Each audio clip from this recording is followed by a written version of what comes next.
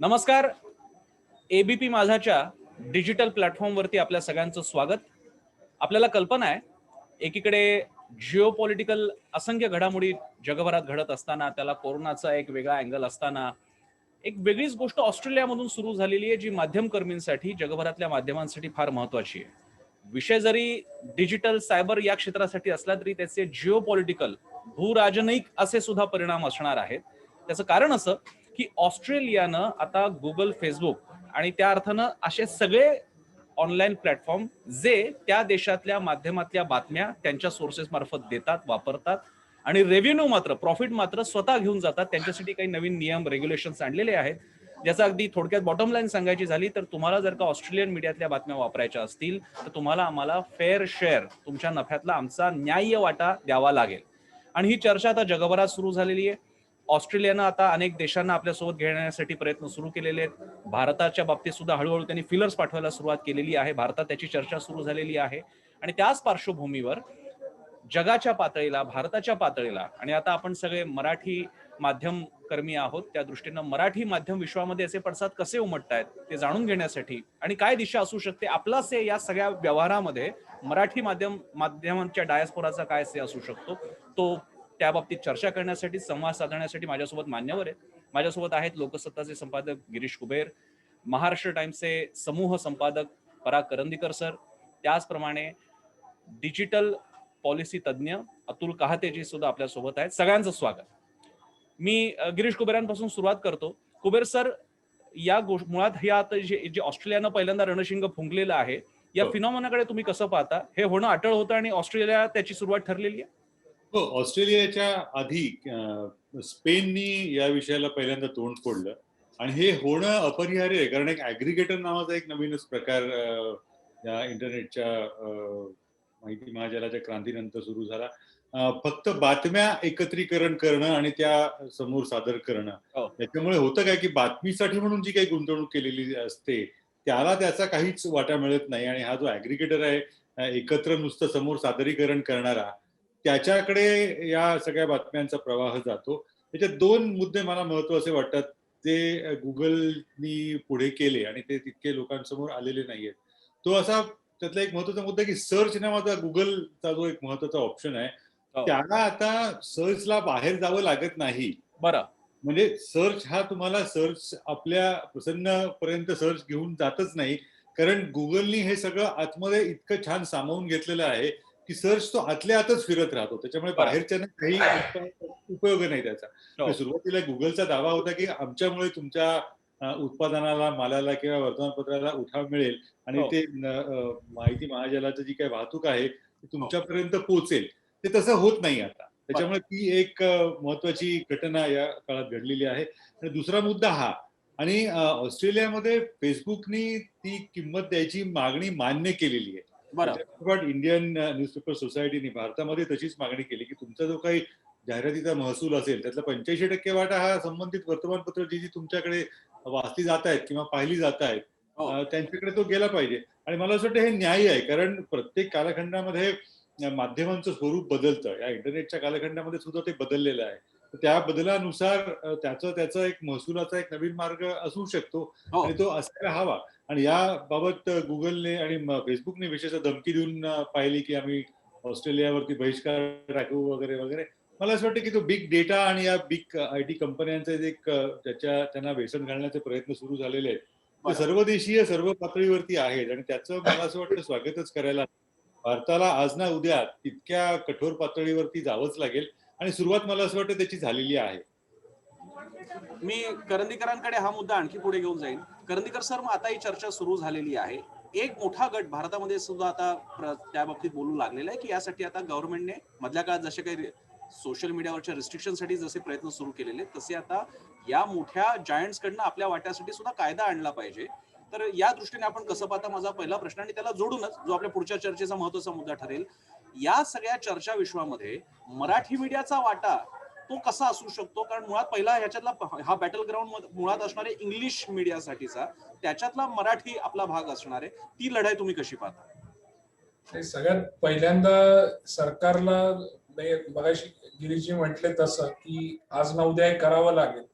मला तर वाटतं हे जेवढं लवकर होईल, ही फ्रंट जेवढी लवकर ओपन होईल तेवढी ती खरं तर अधिक चांगली आहे माध्यमांसाठी सुद्धा.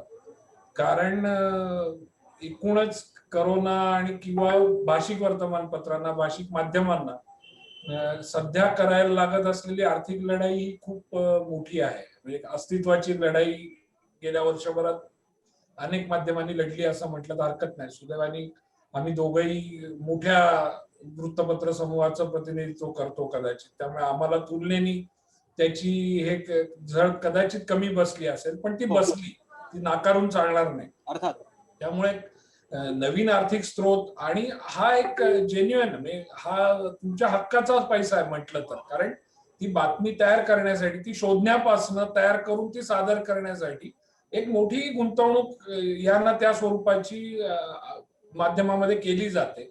आणि कोणी जर ते सहज मिळणार आपल्या थाळीत सजवून वाढत असेल आणि सगळे पैसे घेऊन जात असेल, आज याच्यातलं एक साधा आकडेवारी आहे की भारतामध्ये सुद्धा समाज माध्यमांमध्ये जी जाहिरातबाजी केली जाते त्यातलं जवळजवळ 80% उत्पन्न हे गुगल अधिक फेसबुकच आहे, नुसत्या जाहिरातीचं सुद्धा.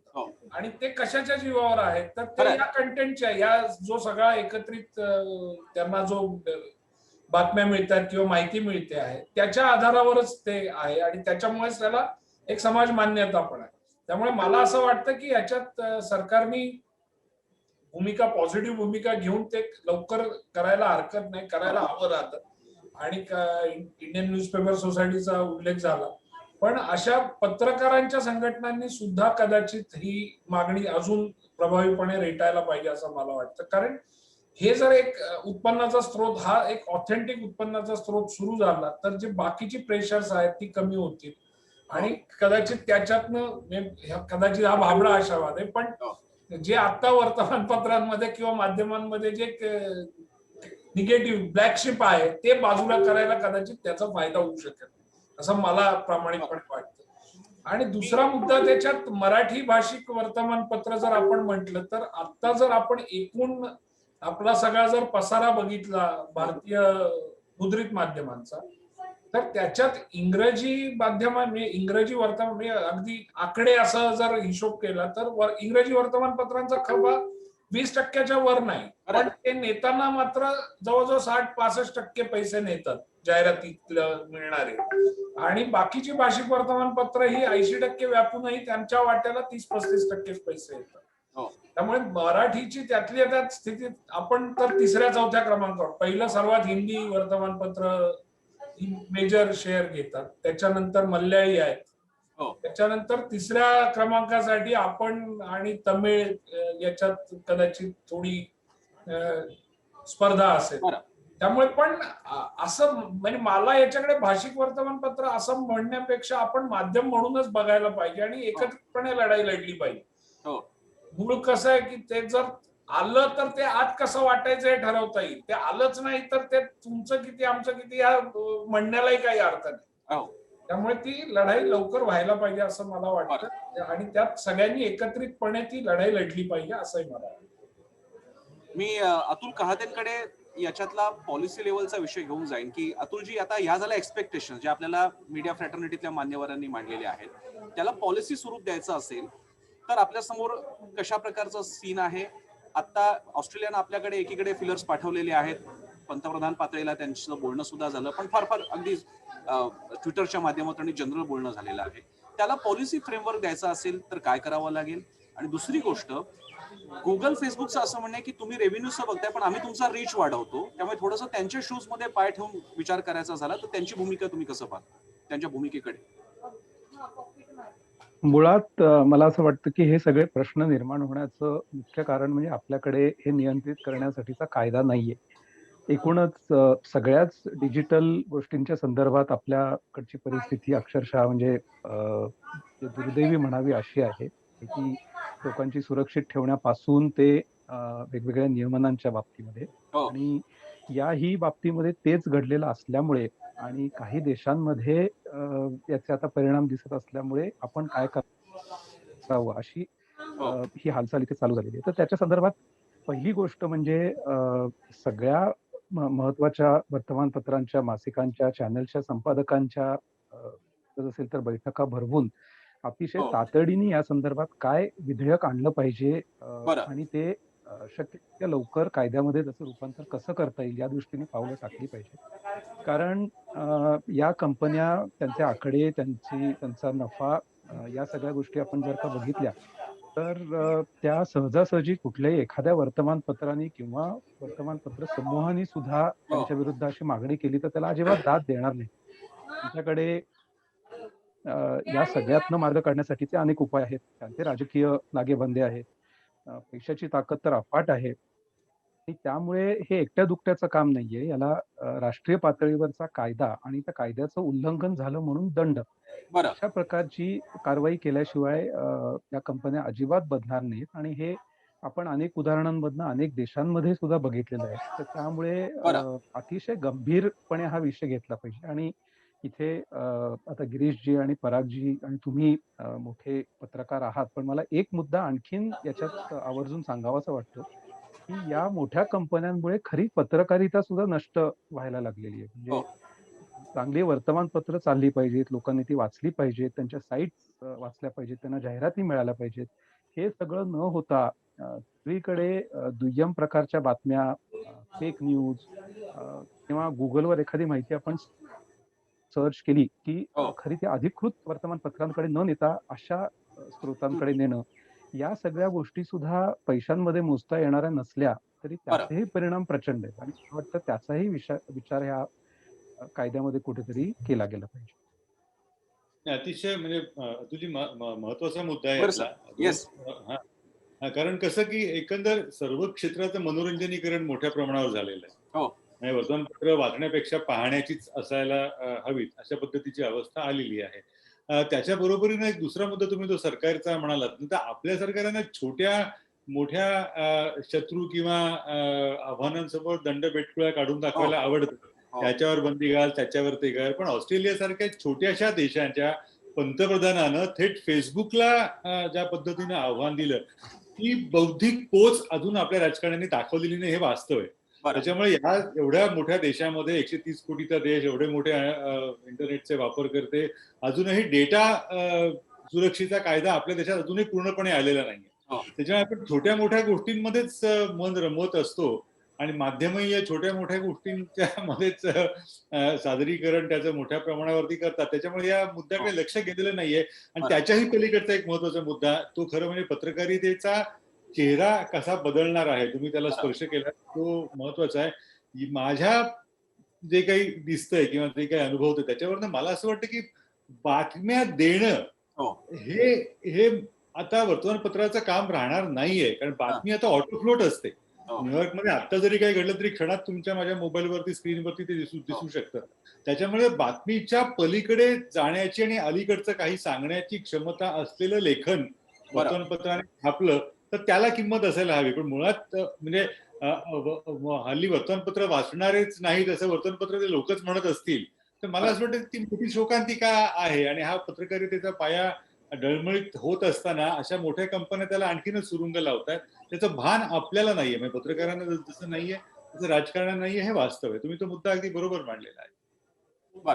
मी याच्या प्रसंग एक अजून फक्त एक सप्लिमेंट जोडतो की हे म्हणजे आपल्या देशात हा 70 वर्षाचा इतिहास आहे की राजकारण्यांना काय जोरात आवाज केल्याशिवाय भान येतच नाही कसं.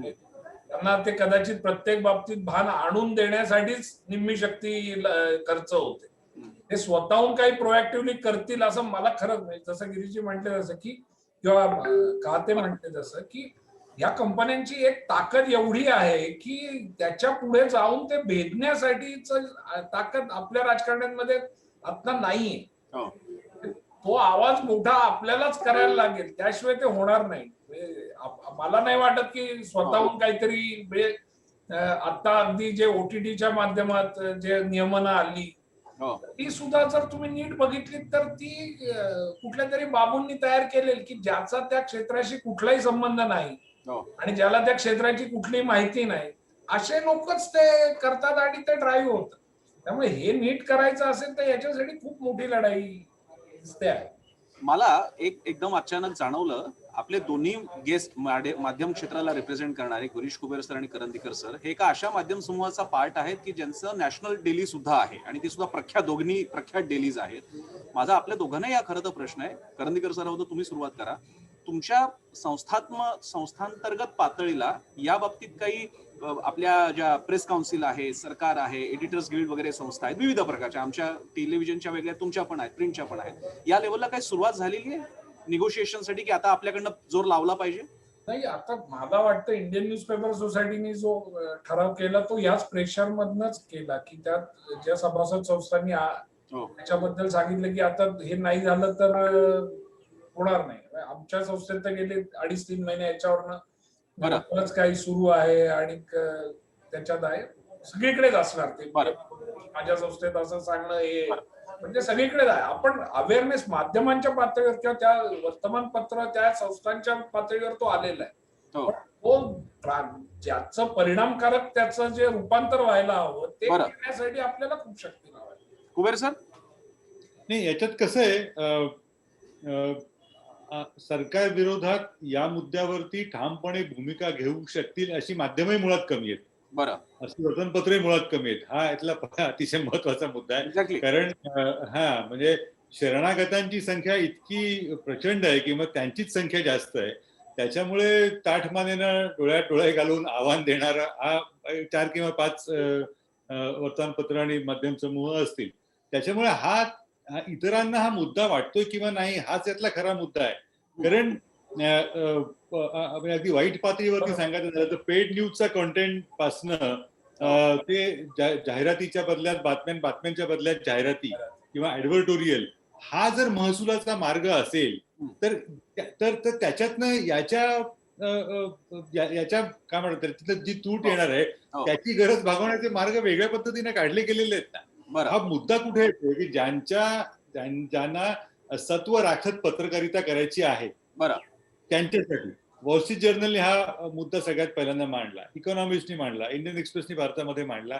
ते मांडू शकले कारण लिखित शब्दावरती विश्वास आहे आणि लिखित शब्दाला एक काहीतरी सत्व असायला हवं अशा पद्धतीची पत्रकारिता करतायत म्हणून आहे. त्याच्यामुळे हा आवाज कमीच असणार आहे आणि तो विवेकाचा आवाज नेहमीच कमी असतो, त्याला काही पर्याय नाहीये. त्याच्यामुळे इथे त्याच लोकांना जास्त आरडाओरड करावी लागेल आणि शेवटी त्यांनाच या परिस्थितीला सामोरं जावं लागेल. पण त्यांच्याकडनंच बदल होऊ शकेल. नुसती संख्या आहे त्याला काही अर्थ नाही, संख्या भरपूर आहे आपल्याकडे, तो काही मुद्दाच नाही आहे त्याच्या. करंदीकर सर, मगाशी मला वाटतं तुम्हाला काही मुद्दा एकदम मांडायचा होता, तुम्ही काही बोलत होता आता? कुबेर सर बोलत असताना काहीतरी मांडायचं होतं तुम्हाला? ठीक आहे, मी अतुल कहातेंकडे जातो. अतुलजी, आता मग जर का या गोष्टी ड्राफ्ट करायच्या झाल्या, आपल्याला कल्पना आहे की हा प्रेशर आता जगभरातून वाढू लागलेला आहे. गुगल, फेसबुक असं म्हणतात की आम्ही एक फंड तयार करतोय, लोकल जर्नलिझमला आम्ही मदत करू, आम्ही जर्नलिझमसाठी मदत करायचा प्रयत्न करू. अजूनही ते अॅम्नेस्टी लेवलला जरा गोष्टी विचार करतायत. माझा तुम्हाला प्रश्न आहे, अॅम्नेस्टी वगैरे काही नाही, प्रॉफिट शेअरिंगचा इक्वल लेवलला आम्ही डोळ्यात डोळे घालून तुमच्याकडे आमचा वाटा मागतोय, या लेवलला डिस्कशन्स होऊ शकतात का? फेसबुक, गुगल आणि तत्सम माध्यमं त्यांनी स्वतः प्रेशर आणायचं म्हटलं तर काय होईल आणि भारताच्या मार्केटच्या परिप्रेक्ष्यामध्ये तुम्ही हा लढा कसा बघाल? मला वाटतं की हे पुन्हा वैयक्तिक पातळीवर कुठल्या माध्यम समूहांनी करून चालणार नाही. एक तर या सगळ्या पत्रकार संघटनांनी एकत्र येऊन हे जोरात आवाज उठवून केलं तर हे कदाचित शक्य आहे. आणि या कंपन्यांकडून जे प्रस्ताव येत आहेत हे प्रस्ताव म्हणजे निव्वळ फसवेगिरी असणार आहे. म्हणजे जसं फेसबुकने उदाहरणार्थ पूर्वी म्हटलं होतं की आम्ही इंटरनेट सगळ्यांना फुकट उपलब्ध करून देऊ आणि त्याचे काय परिणाम होणार होते आपल्याला माहित होतं की फक्त फेसबुक आणि त्यांना हव्या असलेल्या साईट्सच एवढ्याच साईट्स लोकांना दिसतील. अशा प्रकारच्या गोष्टी याच्यामध्ये नक्कीच येऊ शकतात आणि पुन्हा याच्यामध्ये राजकारण्यांचा सहभाग असेल तर आणखीन ठराविकच बातम्या दिसल्या पाहिजेत, ठराविक अंगांनीच त्या दिसल्या पाहिजेत. ही आणखी नवीन एक भानगड त्याच्यामध्ये आलेली. तर त्यामुळे या कंपन्यांकडून आलेले प्रस्ताव कुठल्याही परिस्थितीत मला वाटतं मान्य करण्यात अर्थ नाही, त्यातलं सगळं सार बघितल्याशिवाय. आणि मूळ बातम्या आणि मूळ कंटेंट हा भारतीय पत्रकार सगळे म्हणजे अक्षरशः फिरून बातम्या गोळा करणारे, त्याच्यावर लिहिणारे लोक, कॅमेरामन पासून सगळेच लोक हे करत असल्यामुळे त्यांना यातला वाटा हा मिळालाच पाहिजे. तो वाटा किती असला पाहिजे हे ठरवण्याचा हक्क सुद्धा भारतीय माध्यमांनाच असला पाहिजे. त्यामुळे त्यांच्या टर्म्सवर हे घडलं पाहिजे, त्या कंपन्यांच्या टर्म्सवर घडता कामा नये. ज्याचं साधं उदाहरण आपण जर का बघितलं की हे या सगळ्या कंपन्या इतर सगळीकडे लोकांना खूप मोठमोठे धडे देत असतात. हो. पण अशाच कंपन्यांपैकी मोठ्या कदाचित सगळ्यात मोठ्या Amazon कंपनीचे जेफ बेझॉसने जेव्हा वॉशिंग्टन पोस्ट वर्तमानपत्र विकत घेतलं, त्यावेळेला त्यांनी तिथे कुठेही धक्का लावला नाही आणि त्या वर्तमानपत्राचं स्वातंत्र्य अबाधित राहिलं पाहिजे. तिथला बरं. एडिटोरियल सगळा विभाग आहे तो आपण नियंत्रित करणार नाही असं त्यांनी जाहीर केलं. आणि इतर देशांच्या बाबतीत मात्र ही वेगळी भूमिका या कंपन्यांची नेहमीच असते. तर त्यामुळे ही सावधगिरी बाळगली पाहिजे. आणि मगाशी तुम्ही जो मुद्दा मांडला होता की गुगल म्हणतं की आमच्यामुळेच या वेबसाईट्सना खरं म्हणजे प्रेक्षक मिळतो किंवा व्ह्यूवर मिळतो, हो. हे सुद्धा दादांत खोटं आहे. म्हणजे या कंपन्या या उत्तम वर्तमानपत्रांमधल्या बातम्या वापरून तुम्ही आधी मोठे झालेला आहात बरं. आणि आता तुम्ही त्यांना पुन्हा लोकांना त्यांच्या वेबसाईटकडे घेऊन जाता आणि म्हणता की आमच्यामुळेच तुम्हाला रेव्हेन्यू मिळतोय किंवा युजर्स मिळत आहेत. आणि मगाशी जसं परागजी म्हणाले तर तो रेव्हेन्यू सुद्धा मिळत नाही खरं. तो सगळा गुगलकडेच जातो. नाममात्र फक्त माध्यमांकडे येतो आणि त्यामुळे हे सगळं पेरलेलं आहे वेगळ्या वेगळ्या अंगांनी आणि यांच्याकडे सगळी माध्यमाची ताकद आलेली असल्यामुळे हे शक्य होतंय आणि ते मोडून काढलं. तिथे छान मुद्दा तुम्ही मांडलात, दाखला दिला. तो माझा आवडता अलीकडचा उदाहरणाचा विषय आहे वॉशिंग्टन पोस्टचा. म्हणजे ट्रम्प संदर्भात वॉशिंग्टन पोस्ट अक्षरशः हात धुवून मागे लागलेला असताना जे बेझोसनी त्याच्यामध्ये एका पैशाचीही हस्तक्षेप नाही केला, अजिबात केला नाही. आणि ट्रम्पकडनं दडपण येत असताना तो मुद्दा वेगळा, तो मुद्दा हा मुद्दा वेगळा अशी भूमिका घेतली. आणि त्यातलाही गमतीचा भाग म्हणजे अमेरिकेमध्ये ते झालं, ज्या पद्धतीने माध्यमांचे मालक आणि माध्यमं हाताळली जातात ते आपल्याला किती कळत नसावं.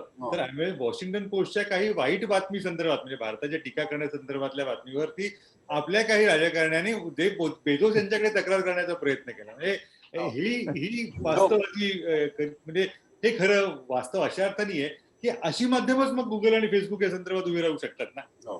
जर तुम्ही तुमच्याच साध्याच छोट्या छोट्या राजकारण्यांवरच्या दबावापोटी जर उभे राहत नसाल तर गुगल आणि फेसबुक हे खूप खूप दूरचे राहिलेले आहेत. त्याच्यामुळे आपल्याला मुळात आधी म्हणजे मला सांगायला हवं, तुमची पत्रकार संघावरती फारच आशावादी आहात तुम्ही, पण ते साधारणपणे 50% बसमध्ये सवलती मिळाव्यात किंवा घरं मिळाव्यात त्याच्या पलीकडे फारसं काही त्यांच्याकडून होत नाही. गुगल फेसबुक खूप लांबचा पल्ला आहे. मी करंदीकरांकडे एक मुद्दा घेऊन जातो. थेट आपण आता हिशोबाच्याच पातळीला येऊयात. करंदीकर सर, आता जर का समजा असं काही प्रपोजिशन तयार करायचं असेल 2 पातळीला, तर ते नेमकं प्रॉफिट शेअरिंग, जो काही प्रॉफिट शेअरचा आकडा आहे ते आकडे सगळे आलेले आहेत आपल्यासोबत. गुगल फेसबुकला किती रुपये मिळतात. मग जेव्हा प्रॉफिट शेअरिंगचा भाग येईल त्याच्यामध्ये आपल्याला देश वेगळे करावे लागतील. भारताच्या पातळीला बोलताना आपल्याला कोणत्या चॅनल्सला कशा प्रकारे हिट्स मिळतात, मग त्याच्यात मग तो प्रॉफिट शेअरिंग ठरवायचं कसं, त्याचं पर्सेंटेज काय असावं, मग ते बीट वाईज असावं, बातम्यांच्या प्रकारानुसार असावं, बातमीला असावं की फीचरला असावं, याबाबतीत ते काही ढोबळ काही निरीक्षण मांडू शकता, काही प्रपोजिशन? आता टेक्नॉलॉजी एवढी अवेलेबल आहे की तुम्ही पेज व्ह्यूज हे अगदी एक साधारण ढोबळ त्याच्यातलं सगळ्यात सहजपणे लावता येणारं परिमाण जरी म्हटलं, न्यूज क्लिक्स मोजल्या तरी त्याच्यावर ते कसं ठरवायचं हा काय फार मोठा विषय नाही वाटत मला. मुळात हे प्रिन्सिपली मान्य होणं आणि त्याच्या पुढे जाऊन त्याची विभागणी कशी करायची हे ठरवणं. बरं, जर तुम्ही एकदा प्रिन्सिपली तुम्ही प्रॉफिट शेअर करणार का रेव्हेन्यू शेअर करणार तिथपासून तर ते सुरू होईल. बरं, ते सुरू झाल्यानंतर एकदा ते मान्य झाल्यानंतर त्याच्या पुढच्या मॉडॅलिटीज ठरवणं हा फार मोठा विषय राहील असं वाटत नाही. आणि तो डायनॅमिक असेल, तो जसा अनुभव येईल तसा तो इम्प्रूव्ह होत जाईल. याचा मगाशी मला एक अजून मुद्दा जोडायचा होता तो जरूर. एक ते जे म्हटले की एडिटोरियल्स आणि हा सगळा जो मुद्दा होता, उद्याने व्हायला काय लागलंय तर वर्तमानपत्रांमध्ये किंवा माध्यमांमध्ये बातमी विकण्याची स्पर्धा म्हणजे अंतर्गत सुद्धा की तुमचा जाहिरात खात्याचा माणूस, तुमचा मार्केटिंगचा माणूस तो ती स्पेस सेलिंग नाही करत आहे, तो जाहिरात विकत नाहीये, तर तोही कुठे ना कुठेतरी बातमी विकायचा प्रयत्न करतो. आणि ते इंटरनल आव्हान आम्हाला सगळ्यांसमोरच आहे की ते कसं थोपवायचं की बाबा तू इकडे नको बघू, तुला जेवढी जागा आहे ती आधी विक. त्याचा एक ठरलेला मार्ग आहे, त्याचा एक राजमान्य मार्ग आहे, तो वापर. एकदा तो सोडला ना की मग ती सर्व्हिसेस सुरू झाली की तो गोंधळ अजून वाढतो. आणि ह्या गुगल किंवा फेसबुकच्या बाबतीत सुरुवातीला आपल्याला ते खूप सोपं वाटलं की अरे आपली बातमी सर्च मध्ये येते किंवा ती साईटवर दिसते. हा खरं तर तेव्हापासूनच धोका आपण ओळखायला खरं तर हवा होता. तू माझी बातमी वापरतो तर माझं काय, मला काय देणार तू? तर हे आपण नाही त्यावेळेला दुर्दैवाने लक्षात घेतलं. कुबेर सर, प्रॉफिट शेअरिंग बद्दल काही फॉर्म्युला, काही प्रपोजिशन? आता तांत्रिक बाबतीत मला वाटतं अतुलजींना काही बोलायचं होतं, त्यांनी हात केली होती. त्यांना तांत्रिक विषय असेल तर मला असं वाटतं की त्यांनी तो मांडावा, त्यांचं क्षेत्र आहे. प्रसन्न, मगाच्या प्रश्नाबद्दल मला तेच सांगायचं होतं की एक अलीकडच्या काळामध्ये विद्यार्थ्यांना कम्प्युटर सायन्समध्ये वेब अॅनालिटिक्स नावाचा विषय शिकवला जातो. आणि या वेब अॅनालिटिक्स नावाच्या विषयामध्ये तुम्ही जो प्रश्न विचारला त्याचं उत्तर आहे. म्हणजे जसं परागजी म्हणाले की पेज हिट्स किंवा ज्याला हिट काउंटर आपण म्हणतो, हे एक मापक झालं.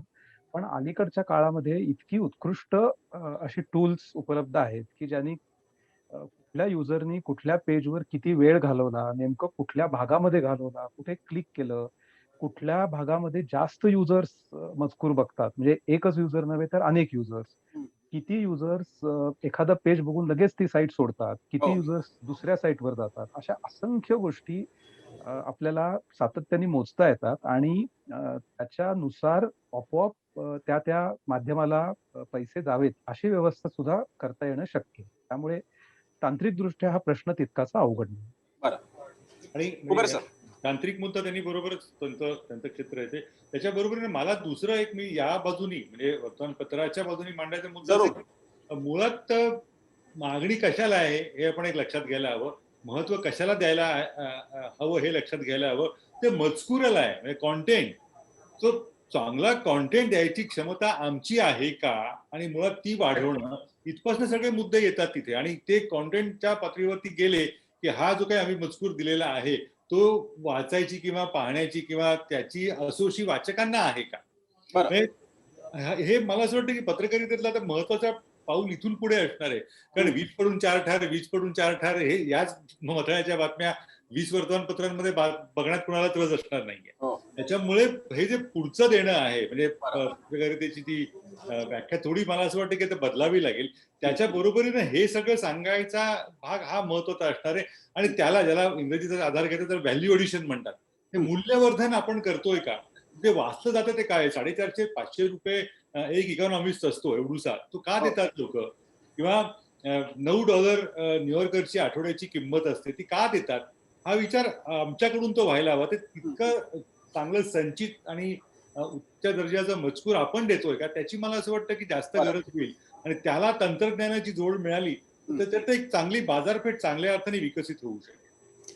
पराग सर, या सगळ्या खेळामध्ये, या बड्यांच्या क्लॅश ऑफ टायटन्स मध्ये आपण सगळं इलेक्ट्रॉनिक आणि प्रिंट वगैरे, आणि पुन्हा प्रिंटमध्ये पुन्हा वेबमध्ये सुद्धा जे मराठी पोर्टल्स आहेत, आपल्या सगळ्यांचा जीव नेमका किती आहे? आपण या खेळात कुठे आहोत असं वाटतं तुम्हाला? जीव आहे आपला, असं कसं? मी विचारतोय, मी कुठे नाही म्हणतोय, पण काय किती आहे, आपण याच्यात किती स्टेक लावू शकतो, आपण किती आपला दावा दाखवू शकतो?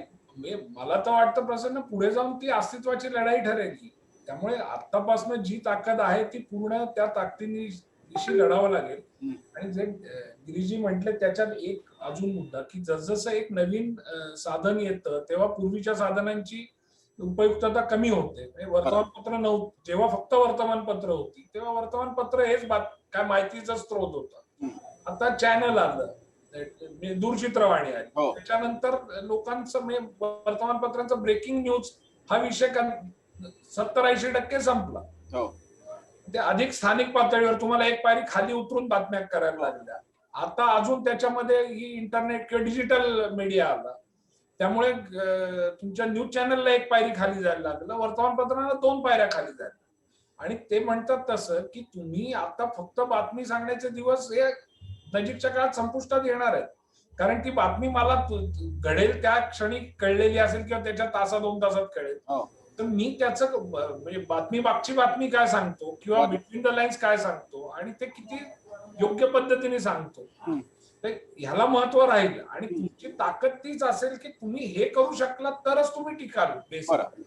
आणि ह्या एकूण व्यवस्थेमध्ये जर तुम्ही बघितलं तर ही जी एक मी मध्ये ही कुठेतरी वाचलेलं आहे, मला एक्झॅक्ट आठवत नाही, पण भारताचा जो माध्यम पसारा जो सगळा आहे तो एक 25 समूह आहेत मोठे की जे सर्वाधिक त्याच्यातलं म्हणजे अगदी रेव्हेन्यूच्या बाबतीत म्हटलं तर 75% त्यांच्याकडे तो जातो, 25 समूहांकडे. तर ह्या सगळ्यांनी जर एकत्रित येऊन हा लढा लढला तर मला वाटतं ते सोपं आहे, ते शक्य आहे. सोपं नसेल कदाचित, शक्य आहे. आपण शेवटाकडे जातो, मी अतुल कहातेंकडे जातो. अतुलजी, या सगळ्यामध्ये जर का असंच प्रेशर वाढत गेलं तर फेसबुक, ट्विटर, फेसबुक आणि गुगल, त्याच्यानंतर आणखी कुठले नवीन प्लॅटफॉर्म्स येतील ते सुद्धा या सगळ्या संघर्षात जॉईन होतील. हे कशा प्रकारे हा विषय टॅकल करतील असं वाटतं किंवा करतायत असं वाटतंय? त्याला खास आणखी एक जोड अशी की या स्पर्धेमध्ये आपण मुळात आपल्या इकडे सगळे स्पर्धक आहेत, प्रिंट मीडिया विरुद्ध इलेक्ट्रॉनिक मीडिया, प्रिंटमध्ये सुद्धा बडे छोटे. उद्या असं तर डील होणार नाही की ठीक आहे आम्ही तुमच्याशी प्रॉफिट शेअर करतो, पण त्याच वेळी शेवटी असं आहे की आपल्याला आपला रिच, तुम्हाला तर माहिती आहे एसीओचं सगळं गणित कसं असतं, ते तुम्हीच आम्हाला जास्त दाखवा, त्यामुळे आमच्याकडे ट्रॅफिक जास्त येईल आणि मग आमचाच आपणच जास्त दिसणार गुगलवरती, फेसबुकवरती, आणि मग आपण आपल्याला बघून घेऊ. म्हणजे एक्स एखादा वृत्तसमूह हा आता बोलताना सगळ्या वृत्तसमूहामधला भाग म्हणून, एक व्यक्ती म्हणून बोलतोय. उद्या जेव्हा आपण टेबलवरती बसू व्यवहार करायला, तेव्हा तो स्वतःच्या पुरता बघणार आहे की माझा प्रॉफिट रेशो कसा जास्त मिळेल आणि मी गुगलच्या, फेसबुकच्या सगळ्या त्या टनेल विजन मध्ये मी जास्तीत वरतीत कसा येईल, या गणिताचं काय करायचं? म्हणूनच मला असं वाटतं की याला कायद्याचं रूप दिलं पाहिजे. जसं फेसबुक उदाहरणार्थ वारंवार करू पाहतंय, अनिल मुकेश अंबानींबरोबर करार करून जिओच्या माध्यमातून फेसबुक आणि इतर सगळ्या सुविधा भारतात पुरवायच्या, किंवा व्हॉट्सॲप आणि फेसबुक यांच्या माध्यमातून किराणाच्या अगदी दुकानापर्यंत जाऊन सगळ्या वस्तू विकायच्या आणि त्याला जिओ जोड द्यायची. हे असं एका कंपनीनी जर का केलं तर हे तुम्ही म्हणता तसं निश्चित होणार आहे, आणि कदाचित आत्ताची परिस्थिती बरी असं म्हणायची वेळ त्यावेळेला येऊ शकते. त्यातच आपल्याकडे अगदी मोजके टेलिकॉम प्रोव्हायडर्स, जसं परागजी म्हणाले तसे मोजके मोठे उद्योग, वर्तमानपत्रातले मोठे समूह असे अगदी मोजके असल्यामुळे जर त्यांना या कंपन्यांनी हाताशी धरलं आणि काही प्रमाणात त्याला समजा सरकारची सुद्धा साथ मिळाली प्रत्यक्षपणे, तर हा मुद्दा अतिशय क्लिष्ट होऊ शकतो. आणि म्हणून याला अधिकृत कायद्याचं रूप जर का आलं आणि त्याच्यामधल्या टर्म्स अँड कंडिशन अगदी क्लिअर असतील की इतका इतका नफा झाला, त्यातला इतका इतका वाटा माध्यमांना या प्रकारे मिळाला पाहिजे, तर मग त्या वेळेला कोणीही काही त्याच्याबद्दल शंका घेण्याची जागा उरत नाही. कुणाला शंका आलीच तर त्याचं ऑडिटिंग करता येऊ शकतं, प्रत्यक्षात किती हिट्स झाल्या, किती तुमची पेजेस बघितली गेली, आणि त्या शंकांचं निराकरण करता येऊ शकतं. त्यामुळे वैयक्तिक पातळीवर हे होऊ देता कामा नये, हे मला वाटतं आधी. सर, याच्यात एक वेगळी शंका, एखादी एक्स ऑथॉरिटोरियन कंट्री असेल, नेशन असेल की जिकडे अशी एकसत्ताक पद्धती असेल, ते गुगल, फेसबुकशी असं डील नाही का करू शकणार की आम्ही काय असं रेग्युलेशन्स आणू देणार नाही, तुम्ही आमचे हितसंबंध बघा या सत्तेचे, बाकीचे काय डील असेल ते, असं काही वेगळा प्रकार घडू शकतो आणि असं केलेलं आहे फेसबुकने? कुठला देश अभिप्रेत आहे मला माहिती नाही या प्रश्नाच्या मागे, पण भारतामध्ये असं घडलेलं आहे आणि त्याची नावं घेऊन सांगता येऊ शकेल. जेव्हा परकीय वर्तमानपत्र, परदेशी मोठी वर्तमानपत्र भारतामध्ये येऊ इच्छित होती, एफडीआय नावाचा जो प्रकार आहे तो सगळ्या वर्तमानपत्रांसाठी खुला करावा असा जेव्हा सरकारने प्रयत्न केला, तेव्हा भारतातल्या काही वर्तमानपत्र समूहांनी सरकारशी, तू जो शब्द वापरलास ते डील केलं की तुमचं जे काय लाल चांगलं वाईट भलं करायचं असेल ते आम्हीच करू शकतो, त्यांना येऊ देऊ नये. आणि ते येऊ देणं थांबलं. हा इतिहास आहे आणि हा अगदी ताजा इतिहास आहे. त्याच्यामुळे हे अगदी सहज शक्य आहे. शेवटी एकमेकांच्या पाठी खाजवणं हाच जर उद्देश असेल तर आपण जास्त चांगली खाजवू शकतो असं अनेक जण सांगणारे आहेत. त्याच्यामुळे मला जी आशा आहे की भारत सरकार, मला असं वाटतं की या सगळ्या चर्चेमध्ये अतुल कहाते फारच सगळ्यात विषय आशावादी वगैरे आहेत, चांगलं असतं असं आशावादी असणं, पण मला जे दिसतंय हे शेवटी ऑस्ट्रेलियाने ते करून दाखवलेलं आहे, स्पेन सारखा देश जे करून दाखवतं, युरोपीय देश ज्या पद्धतीनं फेसबुकला आणि गुगलला अँटी ट्रस्ट ऍक्ट संदर्भात कारवाई करायला लावतात, त्याचा दबाव म्हणून त्याचं अनुकरण फक्त आपण करू. स्वतंत्रपणे भारतासाठी प्रारूप करण्या इतकी प्रज्ञा आपल्या राजकारण्यांकडे आहे असं मला अजिबात वाटत नाही. आज या अतिशय महत्वाच्या विषयावरती एबीपी माझाच्या डिजिटल प्लॅटफॉर्मवरती आपल्याला गिरीश कुबेर सर, पराग करंदीकरजी आणि अतुल खात यांनी वेळ दिला. आपल्या तिघांचेही आभार. ही अशी चर्चा आणखी घडत जावी यासाठीच आपण प्रयत्न करतोय, कारण या लढ्यामध्ये आम्ही इलेक्ट्रॉनिक, आम्ही डिजिटल, तुम्ही प्रिंट असं नसून आपण सगळे मीडिया म्हणून या ठिकाणी उभे राहिलेलो आहोत. आवाज तरी उठवत राहूयात. ऐकला जाईल तेव्हा ऐकला जाईल, मांडला जाईल कायद्याच्या भाषेत तेव्हा मांडला जाईल. पण तुर्तास तरी इतकंच. पुन्हा एकदा आपल्या सगळ्यांचे आभार. आणि जास्ती बातम्यांसाठी, फीचरसाठी abpmaza.in ला भेट द्या. आमच्या प्लॅटफॉर्म्सना सबस्क्राईब करा. गुगल, युट्यूब, फेसबुक आणि ट्विटरला सुद्धा. धन्यवाद, सगळ्यांचे धन्यवाद. थँक्यू. एबीपी माझा, उघडा डोळे बघा नीट.